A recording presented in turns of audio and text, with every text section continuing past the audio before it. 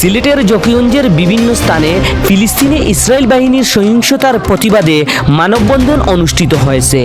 ইসরায়েলের পণ্য বয়কট প্রসঙ্গে জকিগঞ্জ উপজেলার সাবেক চেয়ারম্যান জনাব ইকবাল আহমদ তাপাদার এবং জকিগঞ্জ কেন্দ্রীয় জামে মসজিদের খতিব মুফতি আবুল হাসান সাহসিক কণ্ঠ টিভির এক প্রশ্নের উত্তরে জানান, জকিগঞ্জের প্রতিটি দোকানে ইসরায়েলি পণ্যের তালিকা সম্বলিত পোস্টার বিতরণ করা হলে বয়কট কার্যকরভাবে বাস্তবায়ন করা যাবে। তবে অর্থনৈতিক দিকটি বিবেচনায় নিয়ে তারা উভয় জানান এ বিষয়ে তারা চিন্তা ভাবনা করতেছেন।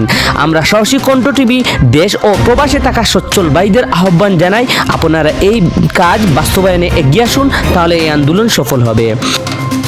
আমরা এখানে ইমানি দায়িত্ব হিসেবে কথা বলতে চাই, যুদ্ধের ময়দানে যদি যেতে হয়, আমরা এখানে যারা আছি সারা পৃথিবী থেকে আমরা একত্রিত হয়ে গাজার মুসলমানদের পক্ষ নিয়ে আমরা যুদ্ধে যেতে প্রস্তুত আছি।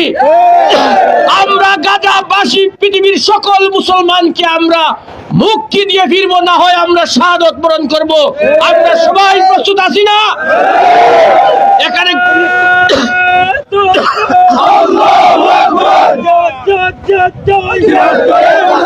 আমরা কুকের উপর ডুব দিয়ে বলতেছি ইসরায়েল বয়কট বয়কট, অথচ ইসরায়েলের টাকা দিয়ে আমার ফিলিস্তিনের ভাইয়ের উপর হামলা করা হচ্ছে। আপনি যদি ইসরায়েলের বিপক্ষে কথা বলতে চান, সবার আগে আপনাকে ইসরায়েলি পণ্য বয়কট করতে হবে। আমাদের জান, আমাদের মান কুরবান করতাম দ্বীন ইসলামের জন্য।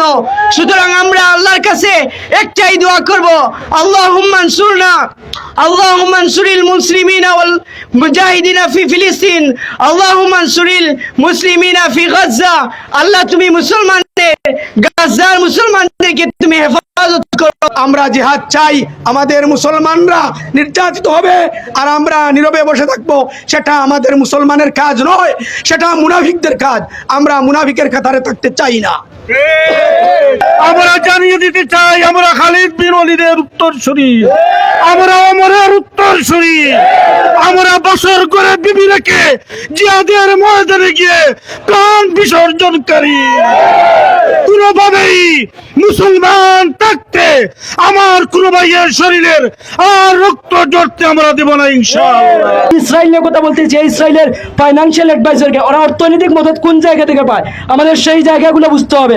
সম্পূর্ণ ইসরায়েলি যে পণ্যগুলো আছে, আমরা কুকের উপর ডুব দিয়ে বলতেছি ইসরায়েল বয়কট বয়কট, অথচ ইসরায়েলের টাকা দিয়ে আমার ফিলিস্তিনের ভাইয়ের উপর হামলা করা হচ্ছে। আপনি যদি ইসরায়েলের বিপক্ষে কথা বলতে চান, সবার আগে আপনাকে ইসরায়েলি পণ্য বয়কট করতে হবে।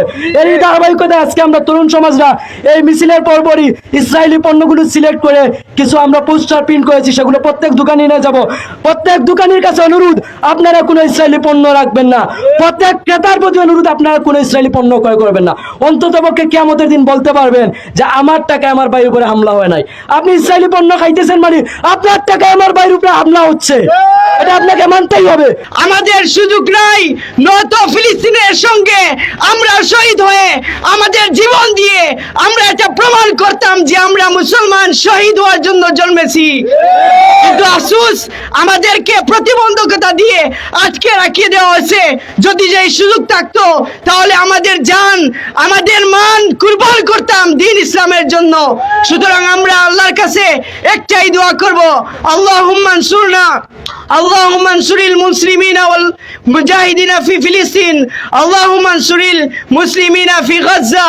আল্লাহ তুমি মুসলমানদের, গাজার মুসলমানদেরকে তুমি হেফাজত করো, তাদেরকে শহীদ দরজাদান করো, এবং আমাদের প্রতিটি রক্তের ফুটা থেকে দ্বীন ইসলামের জন্য আমরা যাতে শহীদ হতে পারি, সেই তৌফিক আমরা নসিব করো, আমিন। সারা বাংলাদেশ ও বিশ্বের ধর্মপ্রাণ মুসলমান প্রত্যেকের আঘাত লাগছে, কিন্তু আমাদের শাসক গোষ্ঠী যারা পৃথিবীর বিভিন্ন দেশের যে সমস্ত শাসক গোষ্ঠী, তাদের অন্তরে কি আঘাত লাগে না? তাদের অন্তরে যদি আঘাত লাগতো, তারা যদি সত্যিকারের মুসলমান যদি হতো, তারা যদি একটু ভাবতো শুধুমাত্র তারা যুদ্ধের জন্য তারা সৈন্য পাঠানোর প্রয়োজন নেই, কিন্তু তারা ইমানি দায়িত্ব নিয়ে যদি বলতো যে আগামীকাল থেকে সারা পৃথিবীর যত মুসলমান আছে সকল মুসলমান ইসরায়েলি পণ্য বর্জন আমরা করলাম, এই কথাটাই যদি আমাদের শাসক গোষ্ঠী ঘোষণা করত, তাহলে ইসরায়েল এভাবে আমাদের গাজার মুসলমান ভাইদের উপর হত্যাযজ্ঞ চালাতে সক্ষম হতো না। আজকে আমরা দেখি যে পৃথিবীর যত জায়গায় মুসলমান আছে, কোন মুসলমান কর্তৃক কোন বিধর্মীদের উপর আক্রমণ হয়েছে ইচ্ছাকৃতভাবে কেউ প্রমাণ দেখাতে পারবে না। কিন্তু আজকে যারা বিধর্মী তারা মানবতার দোহাই দিয়ে আজকে আমাদের মুসলমান ভাইদের উপর যেভাবে হত্যাযজ্ঞ চালাচ্ছে এটা কোনোভাবে বরদাস্ত করা যায় না।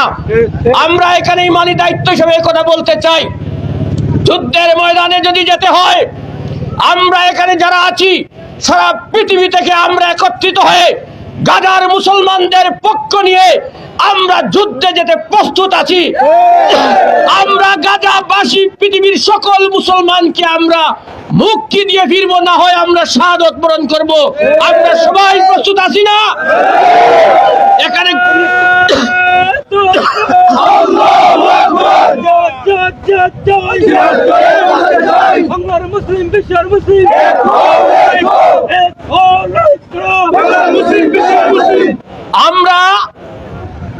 আমরা এই জন্য বলতে চাই যে আজকে আমাদের মুসলমান আমরা যেখানে আসি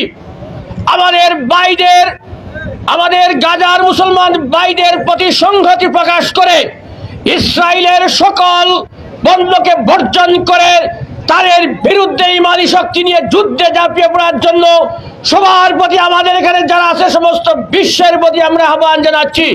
এবং পাশাপাশি আমরা যদিও এখান থেকে আমরা কোনো কিছু হয়তো আমরা কিছু করতে পারবো না, কিন্তু ইমানের যে জোশ যেটা আল্লাহর কাছে ফরিয়াদ করে এগুলো বলি, হে আল্লাহ আমাদের মুসলমান ভাইদেরকে তুমি সাহায্য করো, ইমানি জজবায় আমাদের সমস্ত বিশ্বের মুসলিমকে একত্রিত করে দাও।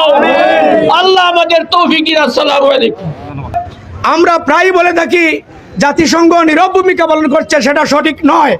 জাতিসংঘ মুনাফিকি করতেছে এবং তারা ইসরায়েলের পক্ষে মুদত দিয়ে তারা যুদ্ধের ব্যবস্থা করে পক্ষপাতিত্ব করছে। এই জাতিসংঘকে আমরা মুনাফিক সংঘ হিসাবে আখ্যায়িত করছি। আর পৃথিবীতে এখন দুইটি ভাগে ভাগ হয়েছে, একটি হচ্ছে মুসলিম, অপর পক্ষ হচ্ছে ইহুদি এবং বেদিন। তাই আমরা আর আগের মতো প্রতিবাদ করলে চলবে না। সময় এসেছে মুসলমানরা সিদ্ধান্ত নিতে হবে এখন কি করবে।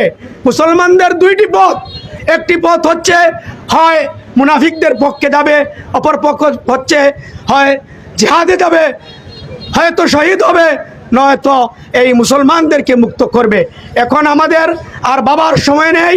আমাদের বাংলাদেশের মুসলমানদের পক্ষ থেকে সারা বিশ্বকে আমরা আহ্বান করছি, আপনারা ঐক্যবদ্ধ হন এবং জিহাদের ব্যবস্থা করুন।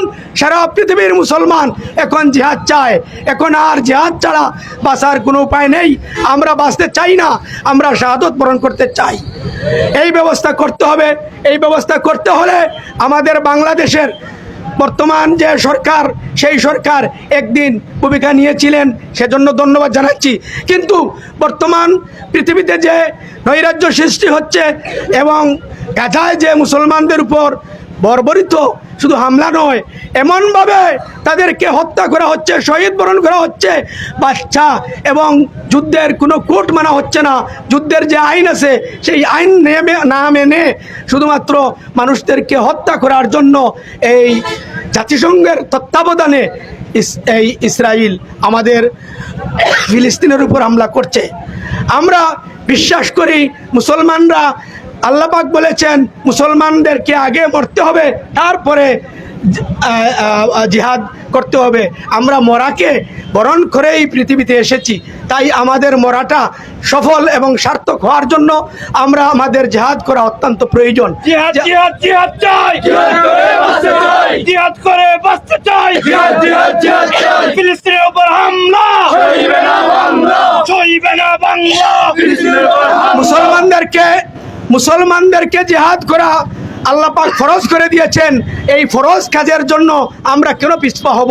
আমাদের বাংলাদেশের প্রধান উপদেষ্টা সহ আমি উপদেষ্টা মণ্ডলীকে বলবো, আপনারা বাংলাদেশের পক্ষ থেকে সোচ্চার হন। আমাদের কথা সারা পৃথিবীতে জানিয়ে দিন, আমরা যুদ্ধ চাই, আমরা জিহাদ চাই, আমরা জিহাদ করতে এখনই রাজি আছি। আপনারা বাংলাদেশের মুসলমানদেরকে জিহাদের ব্যবস্থা করে দিন। না হয় আপনারা আমাদের কোনো দায়িত্ব আপনাদের উপর বর্তাবে না। আপনারা আমাদের মনের কথা যদি পৃথিবীতে না জানিয়ে দিতে পারেন, তাহলে কি জন্য আপনারা উপদেষ্টা হয়েছেন?